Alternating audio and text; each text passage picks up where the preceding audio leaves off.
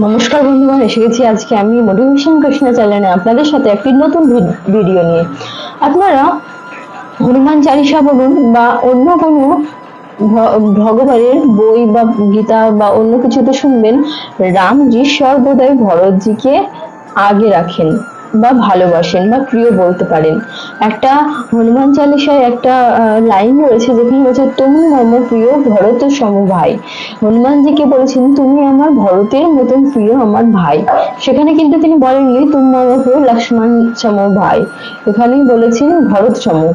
কিন্তু লক্ষণজি রামজির সাথে পুরো বনবাসটা কাটিয়েছিলেন অযোধ্যার বাইরে থেকে, কিন্তু ভরতজি অযোধ্যাতে থেকেই তার দাদার চরণ পাদুকাকে পুজো করে তার সমস্ত সম্পত্তি সমস্ত সাম্রাজ্য কিন্তু পরিচালনা করেছিলেন। কিন্তু তিনি কখনোই বলেননি যে আমি রাজা হব বা আমি আমার দাদার যত অধিকার আছে সেগুলো নিয়ে নেব।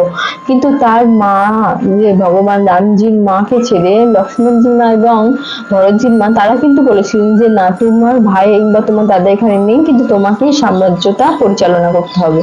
তো তিনি কিন্তু পরিচালনা করেছেন। তবে রামজির চরণ পাদুকাকে তার সিংহাসনে রেখে তিনি তার অধিকারটা, তিনি তার দায়িত্বটাকে পালন করেছেন।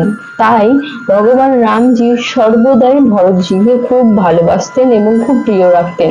লক্ষণজিও তার অনেকে প্রিয়, কিন্তু লক্ষণজি তার সাথে সর্বদা থেকেছেন। তিনি তার সাম্রাজ্য ছেড়ে আসেননি, মা বাবাকে ছেড়ে এসেছেন এবং তার দাদার সাথে পুরো 14 বছরের বনবাসটা তিনি জঙ্গলে থেকেছেন। তারপর 14 বছরের বনবাস পূর্ণ হওয়ার পর তিনি আবার অযোধ্যা নগরীতে তার ভাই রামজি, সীতা মা সকলের সঙ্গে অযোধ্যা নগরীতে ফিরে এসেছিলেন।